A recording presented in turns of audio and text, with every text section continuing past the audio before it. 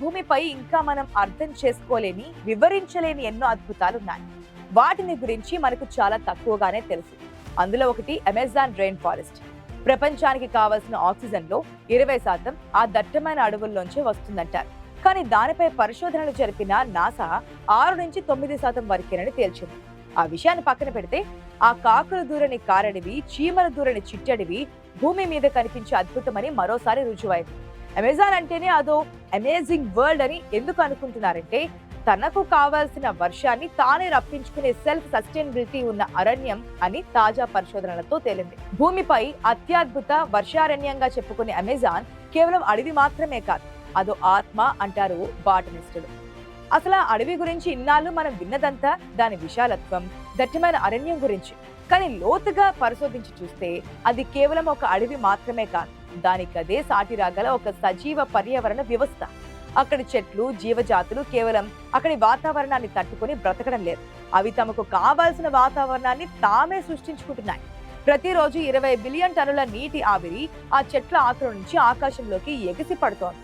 ఇదంతా వర్షాన్ని సృష్టించడానికి ప్రకృతి తనకు తాను స్వయంగా రాసుకున్న ప్రణాళిక. వాతావరణాన్ని వర్షానికి సిద్ధం చేసే ఒక అద్భుతమైన ప్రక్రియ. అంతేకాదు ఎండాకాలంలోనూ ఇక్కడ అద్భుతాలు జరుగుతాయి. చెట్ల నుంచి వెలువడే అతి సూక్ష్మమైన వర్షపు విత్తనాలు ఇతర ప్రాంతాల కన్నా కొన్ని నెలల ముందుగానే వర్షాన్ని ప్రేరేపిస్తాయి. ఆ అణువులు ఆకాశంలో మేఘాలు ఏర్పడడానికి కేంద్రాలుగా పనిచేస్తాయి. తద్వారా అడవికి అవసరమైన వర్షాన్ని అడవి తానే సొంతంగా పిలుచుకుంటూ ఉంటుంది. అక్కడ కురిసేవి కేవలం వర్షపు చినుకులు కాదు, అరణ్యానికి జీవం పోసే అమృతం. అమెజాన్ అడవి ఎంత పెద్దదంటే అమెరికాలోని మోంటానా రాష్ట్రం కంటే పెద్దగా ఉంటుంది. అక్కడ కురిసే వర్షాలకు వరద నీరు 40 అడుగుల వరకు పెరుగుతోంది. అప్పుడు అడవిలోని ప్రతి అంగుళం ఎప్పటికప్పుడు కొత్త రూపాన్ని సంతరించుకుంటూ ఉంటుంది. పొరపాటున నీటిలో పడితే క్షణాలలో మాయం చేసే పిరానా చేపల దగ్గర నుంచి ప్రపంచంలోని అతిపెద్ద అనకొండ పాములు, గులాబీ రంగులో ఉండే నదీ డాల్ఫిన్ల వరకు అక్కడ 30 లక్షల రకాల జంతు జాతులు ఆరోగ్యంగా జీవిస్తున్నాయి. ఇప్పటి వరకు గుర్తించబడిన 2500 రకాల వృక్ష జాతులు ఋతుపవనంతో కలిసి ప్రయాణిస్తూ ఉంటాయి. వాటి జీవిత చక్రం, ఆహారం, జీవజాతుల సంతానోత్పత్తి అన్నీ కూడా ఈ వర్షాలపైనే ఆధారపడి ఉంటాయి. ఇది ప్రకృతిని అర్థం చేసుకున్న ఒక జీవరాశి. అది తనకు అపారమైన వాతావరణాన్ని తానే సృష్టించుకోగలదని చెప్పడానికి ఇది ఒక గొప్ప నిదర్శనం. అందుకే అమెజాన్ కేవలం ఒక ప్రదేశం కాదు, అది ప్రకృతి తనను తాను ఆవిష్కరించుకున్న సుందర రూపం. ఈ సుందర రూపంపై ప్రస్తుతం విధ్వంసం జరుగుతోంది. ప్రస్తుతం అధ్యక్షుడు లూలాకు ముందు బ్రెజిల్ అధ్యక్షుడిగా ఉన్న బోల్సనారో కార్పొరేట్ శక్తులతో చేతులు కలిపి పెద్ద ఎత్తున అమెజాన్ విధ్వంసానికి పాల్పడ్డారు. అభివృద్ధి పేరుతో ఆయన అటవీ భూమిలో విచ్చలవిడిగా మైనింగ్ కార్యక్రమాలకు అనుమతినిచ్చారు. 1970వ దశకం నుండి ఉన్న పర్యావరణ చట్టాలను నీరుగార్చారు. ఆయన నాయకత్వంలోని చివరి ఏడాది అంటే 2022లోనే 50 లక్షల ఎకరాల్లోని అడవులను నరికివేశారంటే ఏ స్థాయిలో విధ్వంసం సాగిందో అర్థం చేసుకోవచ్చు. ఈ నరికివేత ప్రభావం బ్రెజిల్పై తీవ్రంగానే పడింది. అంతకన్నా ప్రపంచ పర్యావరణం కూడా తీవ్ర ప్రభావానికి లోనైందనడంలో సందేహం లేదు. ప్రస్తుతం ఏడాదికి సగటున 3800 చదరపు మైళ్ళ అమెజాన్ అడవి విధ్వంసానికి గురవుతోంది. గత శతాబ్ద కాలంలో 20% ఈ అడవుల విస్తీర్ణం తగ్గింది. ఫలితంగా మూలవాసులైనటువంటి స్థానిక తెగల ప్రజల ఉనికి సైతం ప్రశ్నార్థకంగా మారింది. కొత్తగా అధికారం చేపట్టిన లూలా మైనింగ్ ను నియంత్రించడంతో పాటు స్థానిక ప్రజలను చైతన్యపరచడం ద్వారా నరికివేత వేగానికి అడ్డుకట్ట వేయగలిగారు. 2030 నాటికి అమెజాన్ నరికివేతను 100% అరికట్టడం తన లక్ష్యంగా ప్రకటించారు. బెలెం నగరంలో జరిగిన దక్షిణ అమెరికా దేశాల సమావేశ ప్రారంభంలో భద్రమైన భవిష్యత్తు కోసం అమెజాన్ ను కాపాడుకునే తీరాల్సిందేనన్న లూలా దుర్ఘటన వాతావరణ మార్పులపై ఆయన నిబద్ధతకు నిలువెత్తు దర్పణం పట్టింది. మనిషితో పాటు సమస్త జీవజాల మనుగడకు అమెజాన్ పరిరక్షణ అత్యంత కీలకంగా ఉంటుంది. భూగోళపు ఊపిరితిత్తులుగా ప్రసిద్ధికెక్కిన అమెజాన్ అటవీ క్రమంగా తన ప్రభావం కోల్పోతోంది. అధ్యయన సంస్థల నివేదిక ప్రకారం అమెజాన్ విధ్వంసం కారణంగా 10 లక్షల జంతు జాతుల ఉనికి ప్రమాదంలో పడింది. వీటిలో కొన్ని ఇప్పటికే కనబడకుండా పోయాయి.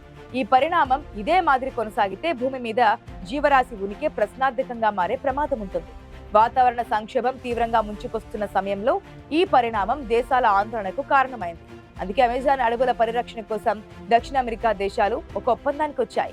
ఆ మేరకు బ్రెజిల్ నూతన అధ్యక్షుడు లూలా డసిల్వా చొరవతో అమెరికా అడవుల పరిరక్షణ విషయంలో అంతా కలిసి పనిచేయాలని నిర్ణయించారు. ఈ కృషికి కలిసి రావాలని అమెరికాతో సహా ఇతర ధనిక దేశాలను సంయుక్తంగా కోరడం వంటి అంశాలు పర్యావరణ పరిరక్షణ ఉద్యమంలో కీలకంగా మారనున్నాయి. అయితే ప్రస్తుత అధ్యక్షుడు డొనాల్డ్ ట్రంప్ కు బ్రెజిల్ అధ్యక్షుడు లూలా డిసిల్వా అంటే పడదు. ఈ మధ్య తన టారిఫ్ కత్తిని ఈ దేశం పైన కూడా విధించారు. మరి అమెజాన్ ను కాపాడడం విషయంలో ఏ మేరకు సహాయపడతారన్నది కాస్త అనుమానంగానే ఉంది. అదీ కాకుండా మనుగడ కోసం అమెజాన్ అడవులపైన ఆధారపడి ఉన్న దేశాల అంతర్గత వ్యవహారాల్లో అమెరికా తరచూ జోక్యం చేసుకుంటోంది. ఆ దేశాలపై రాజకీయంగా, ఆర్థికంగా పెత్తనం చెలాయిస్తోంది అమెరికా. అడవులను ధ్వంసం చేస్తున్న కార్పొరేటర్లకే అగ్రరాజ్యం అండగా నిలుస్తోంది. స్థానిక రాజకీయ నాయకులను లొంగదీసుకుని వారికి అనుకూలంగా చట్టాలు చేయడంతో పాటు ఆయుధాలను సరఫరా చేస్తోంది. దాంతో లాభాపేక్షతో కార్పొరేటర్లు విచ్చలవిడిగా అడవుల విధ్వంసానికి పాల్పడుతున్నాయి. అయితే భూమికి 400 కిలోమీటర్ల ఎత్తులో పరిభ్రమించే అంతర్జాతీయ అంతరిక్ష కేంద్రంలోని వ్యోమగాములు అమెజాన్ అడవిపై నుంచి వెళ్తుండగా తీసిన ఫోటో పర్యావరణవేత్తలను ఆందోళనకు గురిచేసింది. అడవి మధ్యలో బంగారు రంగులో మెరిసిపోతున్న ప్రాంతం కనిపించింది. దీన్ని అమెరికా అంతరిక్ష పరిశోధన సంస్థ నాసాకు చెందిన ఎర్త్ అబ్జర్వేటరీ విడుదల చేసింది. అక్రమంగా తవ్వి వదిలేసిన బంగారు గనులు ఇలా మెరుస్తున్నట్లుగా తేలింది. అమెజాన్ అడవులను అక్రమ మైనింగ్ ఎలా నాశనం చేస్తుందో ఈ ఫోటో ద్వారా తెలుస్తుందని పర్యావరణవేత్తలు చెబుతున్నారు.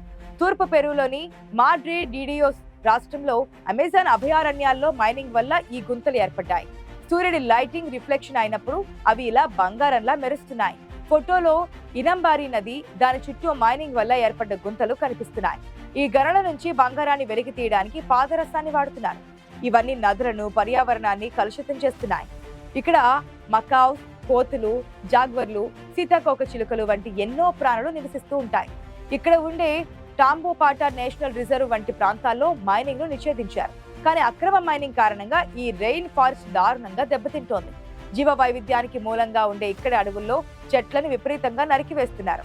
మైనింగ్ తర్వాత ఆ ప్రాంతం అంతా బీడుబారిపోతోంది. గత కొన్నాళ్లుగా బంగారం ధర పెరగడంతో అక్రమ గోల్డ్ మైనింగ్ కూడా పెరిగిపోయింది. పెరూలో వేలాది మంది ప్రజలు ఈ వ్యాపారంపై ఆసక్తి చూపుతున్నారు. 2018లో పెరూలోని 22,930 ఎకరాల అమెజాన్ అటవీ ప్రాంతాన్ని నిర్మూలించారని పరిశోధకులు తేల్చారు. 1985 నాటి నుంచే ఇదే అత్యధికమని వెల్లడించారు. 2017 నుంచి అడవుల నరికివేత పెరుగుతోంది. ఈ 2 సంవత్సరాల కాలంలో గోల్డ్ మైనింగ్ కోసం 34,000 అమెరికన్ ఫుట్బాల్ మైదానాలకు సమానమైన పెరువియన్ అమెజాన్ అటవీ ప్రాంతాన్ని నాశనం చేశారని పరిశోధకులు తెలిపారు. దీనిపై వివిధ దేశాల దృష్టి పెట్టాలని, అక్రమ మైనింగ్ ను నిలిపివేయడానికి కఠినమైన నియమ నిబంధనలు రూపొందించారని వారు చెబుతున్నారు. బంగారంలా మెరుస్తున్న అమెజాన్ ఫోటోను చూసి ఈ సమాజం సిగ్గుపడాలని, మనిషి తన స్వార్థం కోసం ప్రకృతిని ఎంత నాశనం చేస్తున్నాడో దీనిని బట్టి అర్థమవుతుందని పర్యావరణ ప్రేమికులు ఆగ్రహం వ్యక్తం చేస్తున్నారు. ఈ భూమండలానికి ఊపిరితిత్తులా ఉన్న అమెజాన్ ను సర్వనాశనం చేస్తున్నారని మండిపడుతున్నారు. వాతావరణ అత్యవసర పరిస్థితి రావడానికి బాధ్యులైన దేశాల్లో అసలు దోషి అమెరికానే అయినా దీనికి బాధ్యత వహించడానికి అమెరికా ఇష్టపడదు. పైగా తనపై ఆరోపణలు చేస్తున్న లూలాపై పీకల్లోతు కోపం పెంచుకుంటోంది.